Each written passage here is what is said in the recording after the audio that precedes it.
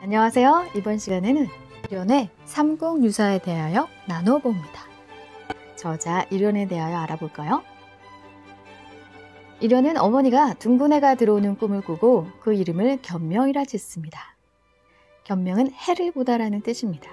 경부 경산에서 출생하였고 1206년 고려 희종 2년 해입니다.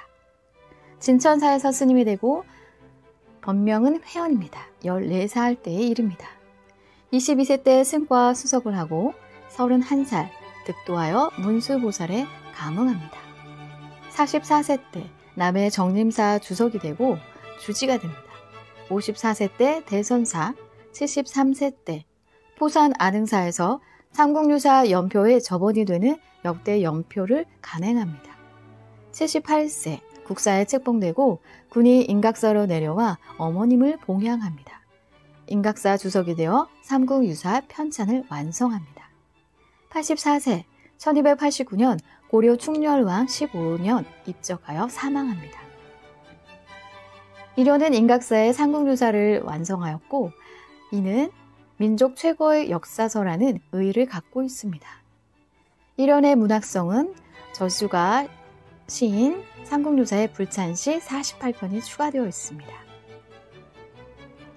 삼국유사는 민중의 역사, 주체적 민족사를 대변합니다.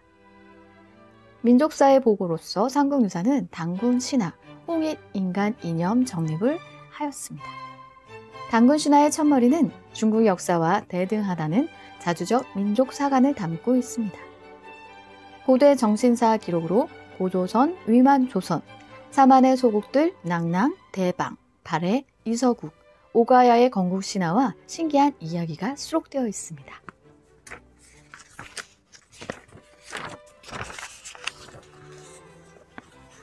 국문학사의 자산으로는 향가, 연례수, 설화, 전설, 민요가 수록되어 있고 고대 미술사, 불교 미술의 근거로 황룡사 구충탑, 사마령 미륵 삼불존이 있습니다.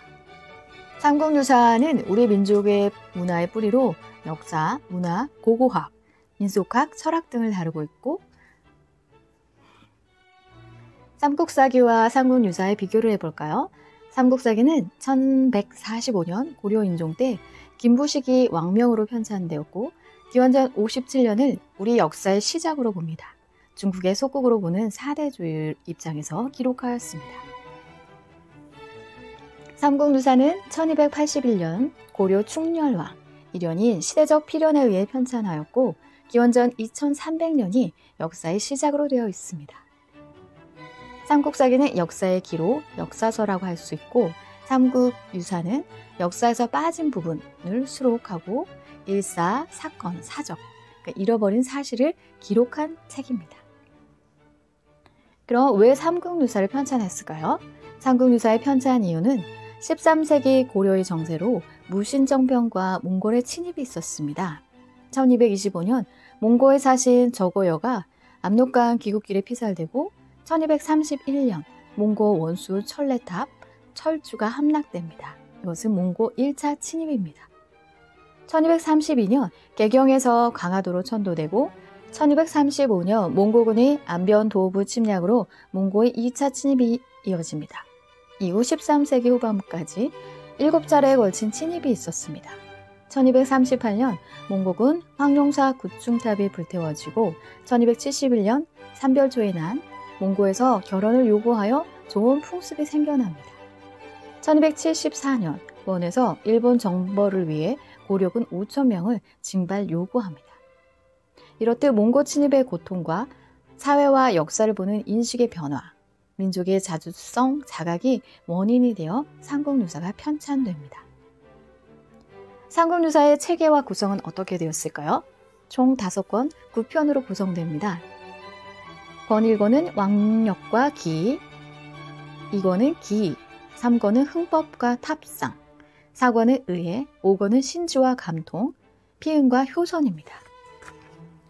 왕력 제1은 중국의 왕력에 입각해 만든 우리나라의 연표, 역대 왕의 출생, 즉위, 치세와 자신의 견해를 기록하였고 기 제1은 고조선부터 사만, 부여, 고구려와 통일 이전 신라 등 여러 나라의 흥망성쇠를 신화, 전설과 함께 기록합니다. 기 제2는 문무왕부터 경순왕까지 신라와 백제, 후백제에 관련된 이야기가 저술됩니다. 흥법 제3은 불교의 전래 과정과 수용, 불교의 융성과 여러 고승들의 행적에 관한 이야기입니다. 탑상 제4는 탑과 불상 및 사찰의 유래 이야기, 의의 제5는 원광을 비롯한 신라의 뛰어난 학승과 율사의 전기가 있습니다. 신주 제6은 밀교, 신승들의 이적에 관한 이야기입니다. 감통 제7은 신앙의 가문과 영험에 관한 이야기, 피은 제8은 세상을 피하여 응거하던 승려들의 아름다운 자치, 효선 제9는 불교적인 선행과 효도에 따른 보답 이야기가 이어집니다. 삼국유사의 간행은 어떻게 이루어졌을까요? 공민왕 10년 1361년 1월에 작성된 경주사수 호장 행안서에 삼국유사의 일부가 언급되어 있습니다. 조선 초 기본, 조선 태조 3년인 1394년에 경지부에서 상제된 것으로 추정된 고판본, 1512년에 간행된 임신본 이전의 판본들이라고 부릅니다. 범어사본, 과경대본 등이 전해지나 완질본이 없습니다. 그럼 조선시대 삼국유사의 평가는 어떨까요?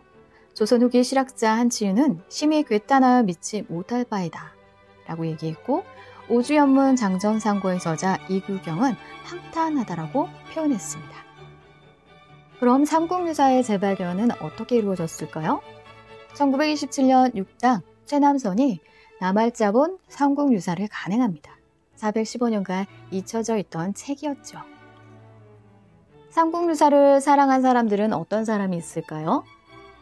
임진왜란 때 일본으로 넘어간 삼국유사를 입수하고 삼국유사를 애장했고 일왕에게 빌려주었다가 돌려받았다는 기록이 존재합니다.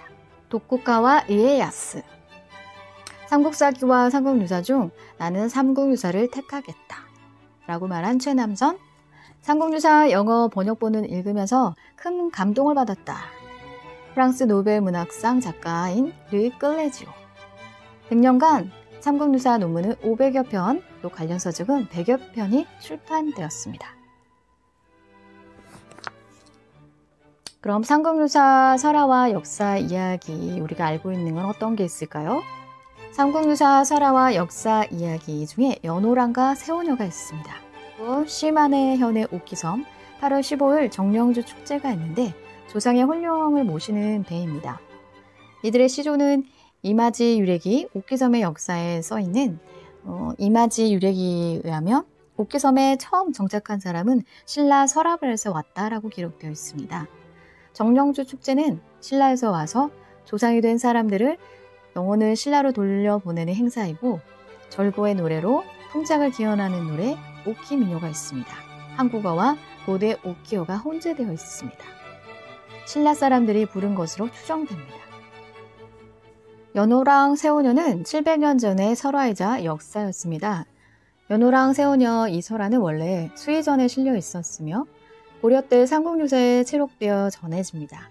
1507년 동해안에 살던 연호랑은 바닷가에서 해조를 따다가 갑자기 바위가 움직이는 바람에 일본에 건너갑니다. 일본 외인들은 연호랑을 비상한 사람으로 여겨 왕으로 삼았습니다. 세오녀는 남편이 돌아오지 않자 그를 찾아 나섰는데 남편의 신이 바위 위에 있었고 바위에 올라갔더니 바위가 움직여 세오녀도 일본에 가게 됐고 부부는 서로 다시 만나 세오녀는 귀비가 되었다는 이야기입니다. 이때 신라에서는 해와 달이 빛을 잃었는데 일관은 해와 달의 전기가 일본으로 가버려서 생긴 궤변이라고 했습니다. 왕이 일본에 사자를 보냈더니 연호랑은 세오녀가 짠 비단을 주며 이것으로 하늘에 제사를 드리라고 했고 신라에서 그 말대로 했더니 해와 달이 빛을 찾았다는 이야기입니다. 그 외에 활잘쏘는 거타지 설화를 통해 사악한 것에 대해 구출하는 영웅 이야기가 있습니다. 그럼 삼국유사가 지금을 사는 우리에게 전하는 메시지는 무엇일까요? 5가지로 생각해 봤습니다. 첫째, 뼛속 깊은 사대주의를 버려라. 중화, 유럽, 아메리카. 두 번째, 역사는 과거에 멈춰있지 않고 현재와 미래의 양분으로 힘을 준다. 세 번째, 남의 역사가 아니라 우리의 역사로 주체적 민족, 자주적 국가 공동체로 성장하라. 네 번째는 차별과 계급이 없는 상하로 좌우로 하나가 되어야 모든 역경을 헤쳐나간다. 다섯 번째, 역사의 발전적 비전은 기록과 보존에 있다. 모두가 기록의 역사가 되라. 입니다. 일련의 삼국유사에 대하여 나눠봅니다. 저자 일련에 대하여 알아볼까요? 일련은 어머니가 둥근해가 들어오는 꿈을 꾸고 그 이름을 견명이라 짓습니다. 견명은 해를 보다라는 뜻입니다. 경부 경산에서 출생하였고 1206년 고려 희종 2년 해입니다. 진천사에서 스님이 되고 법명은 회원입니다. 14살 때의 일입니다. 22세 때 승과 수석을 하고 31살 득도하여 문수보살에 감응합니다. 44세 때 남해 정림사 주석이 되고 주지가 됩니다. 54세 때 대선사, 73세 때 포산 안흥사에서 삼국유사 연표의 접원이 되는 역대 연표를 간행합니다. 78세 국사에 책봉되고 군이 인각사로 내려와 어머님을 봉양합니다. 인각사 주석이 되어 삼국유사 편찬을 완성합니다. 84세 1289년 고려 충렬왕 15년 입적하여 사망합니다. 일련은 인각사의 삼국유사를 완성하였고 이는 민족 최고의 역사서라는 의의를 갖고 있습니다. 일련의 문학성은 저수가 시인 삼국유사의 불찬시 48편이 추가되어 있습니다. 삼국유사는 민중의 역사, 주체적 민족사를 대변합니다.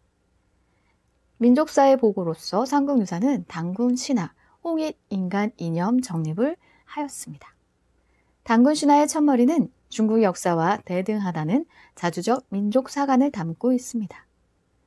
고대 정신사 기록으로 고조선, 위만조선, 사만의 소국들 낭랑, 대방, 발해, 이서국, 오가야의 건국신화와 신기한 이야기가 수록되어 있습니다.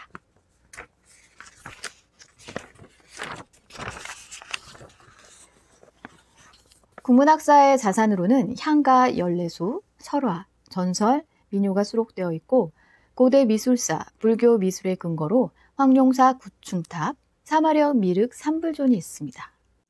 삼국유사는 우리 민족의 문화의 뿌리로 역사, 문화, 고고학, 민속학, 철학 등을 다루고 있고 삼국사기와 삼국유사의 비교를 해볼까요? 삼국사기는 1145년 고려 인종 때 김부식이 왕명으로 편찬되었고 기원전 57년을 우리 역사의 시작으로 봅니다. 중국의 속국으로 보는 사대주의 입장에서 기록하였습니다. 삼국유사는 1281년 고려 충렬왕 일련이 시대적 필연에 의해 편찬하였고 기원전 2300년이 역사의 시작으로 되어 있습니다.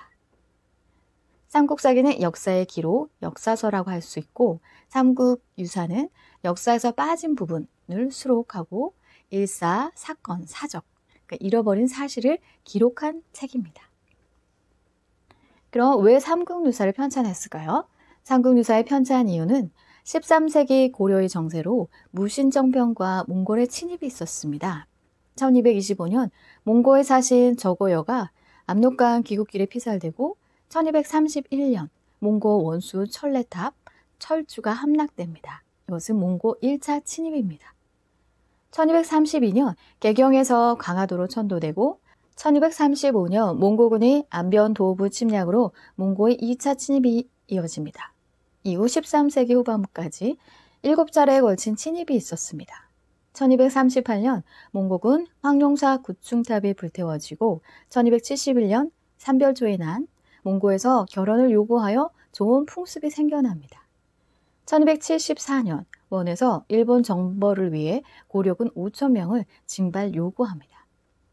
이렇듯 몽고 침입의 고통과 사회와 역사를 보는 인식의 변화, 민족의 자주성, 자각이 원인이 되어 삼국유사가 편찬됩니다.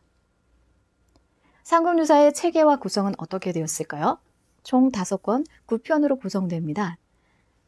권 1권은 왕력과 기, 2권은 기, 3권은 흥법과 탑상, 4권은 의회, 5권은 신주와 감통, 피은과 효선입니다. 왕력 제1은 중국의 왕력에 입각해 만든 우리나라의 연표, 역대왕의 출생, 즉위, 치세와 자신의 견해를 기록하였고 기 제1은 고조선부터 사만, 부여, 고구려와 통일 이전 신라 등 여러 나라의 흥망성쇠를 신화, 전설과 함께 기록합니다. 기 제2는 문무왕부터 경순왕까지 신라와 백제, 후백제에 관련된 이야기가 저술됩니다. 흥법 제3은 불교의 전래 과정과 수용, 불교의 융성과 여러 고승들의 행적에 관한 이야기입니다. 탑상 제4는 탑과 불상 및 사찰의 유래 이야기, 의의 제5는 원광을 비롯한 신라의 뛰어난 학승과 율사의 전기가 있습니다. 신주 제6은 밀교, 신승들의 이적에 관한 이야기입니다. 감통 제7은 신앙의 가문과 영험에 관한 이야기, 피은 제8은 세상을 피하여 응거하던 승려들의 아름다운 자치, 효선 제9는 불교적인 선행과 효도에 따른 보답 이야기가 이어집니다. 삼국유사의 간행은 어떻게 이루어졌을까요? 공민왕 10년 1361년 1월에 작성된 경주사수 호장 행안서에 삼국유사의 일부가 언급되어 있습니다. 조선 기본 조선 태조 3년인 1394년에 경지부에서 상제된 것으로 추정된 고판본, 1512년에 간행된 임신본 이전의 판본들이라고 부릅니다. 범어사본, 과경대본 등이 전해지나 완질본이 없습니다. 그럼 조선시대 삼국유사의 평가는 어떨까요? 조선 후기 실학자 한치윤은 심히 괴탄하여 믿지 못할 바이다 라고 얘기했고, 오주연문 장전상고의 저자 이규경은 황탄하다라고 표현했습니다. 그럼 삼국유사의 재발견은 어떻게 이루어졌을까요? 1927년 6당 최남선이 남할자본 삼국유사를 간행합니다.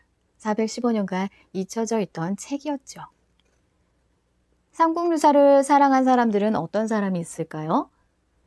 임진왜란 때 일본으로 넘어간 삼국유사를 입수하고 삼국유사를 애장했고 일왕에게 빌려주었다가 돌려받았다는 기록이 존재합니다. 도쿠가와 이에야스. 삼국사기와 삼국유사 중 나는 삼국유사를 택하겠다 라고 말한 최남선. 삼국유사 영어 번역본을 읽으면서 큰 감동을 받았다. 프랑스 노벨 문학상 작가인 르 클레지오. 100년간 삼국유사 논문은 500여 편, 또 관련 서적은 100여 편이 출판되었습니다. 그럼 삼국유사 설화와 역사 이야기 우리가 알고 있는 건 어떤 게 있을까요? 삼국유사 설화와 역사 이야기 중에 연호랑과 세오녀가 있습니다. 그리고 시만의 현의 옥기섬 8월 15일 정령주 축제가 있는데 조상의 혼령을 모시는 배입니다. 이들의 시조는 이마지 유래기 옥기섬의 역사에 써있는 이마지 유래기에 의하면 옥기섬에 처음 정착한 사람은 신라 설화벌에서 왔다라고 기록되어 있습니다. 정령주 축제는 신라에서 와서 조상이 된 사람들을 영혼을 신라로 돌려보내는 행사이고 절구의 노래로 풍작을 기원하는 노래 옥기민요가 있습니다. 한국어와 고대 옥기어가 혼재되어 있습니다. 신라 사람들이 부른 것으로 추정됩니다. 연호랑 세오녀는 700년 전의 설화이자 역사였습니다. 연호랑 세오녀 이 설화는 원래 수의전에 실려 있었으며 고려 때 삼국유사에 채록되어 전해집니다. 1507년 동해안에 살던 연호랑은 바닷가에서 해조를 따다가 갑자기 바위가 움직이는 바람에 일본에 건너갑니다. 일본 외인들은 연호랑을 비상한 사람으로 여겨 왕으로 삼았습니다. 세오녀는 남편이 돌아오지 않자 그를 찾아 나섰는데 남편의 신이 바위 위에 있었고 바위에 올라갔더니 바위가 움직여 세오녀도 일본에 가게 됐고 부부는 서로 다시 만나 세오녀는 귀비가 되었다는 이야기입니다. 이때 신라에서는 해와 달이 빛을 잃었는데 일관은 해와 달의 종기가 일본으로 가버려서 생긴 궤변이라고 했습니다. 왕이 일본에 사자를 보냈더니 연호랑은 세오녀가 짠 비단을 주며 이것으로 하늘에 제사를 드리라고 했고 신라에서 그 말대로 했더니 해와 달이 빛을 찾았다는 이야기입니다. 그 외에 활 잘 쏘는 거타지 설화를 통해 사악한 것에 대해 구출하는 영웅 이야기가 있습니다. 그럼 삼국유사가 지금을 사는 우리에게 전하는 메시지는 무엇일까요? 5가지로 생각해 봤습니다. 첫째, 뼛속 깊은 사대주의를 버려라. 중화, 유럽, 아메리카. 두 번째, 역사는 과거에 멈춰있지 않고 현재와 미래의 양분으로 힘을 준다. 세 번째, 남의 역사가 아니라 우리의 역사로 주체적 민족, 자주적 국가 공동체로 성장하라. 네 번째는 차별과 계급이 없는 상하로 좌우로 하나가 되어야 모든 역경을 헤쳐나간다. 5번째, 역사의 발전적 비전은 기록과 보존에 있다. 모두가 기록의 역사가 되라. 입니다. 함께 해주셔서 감사합니다.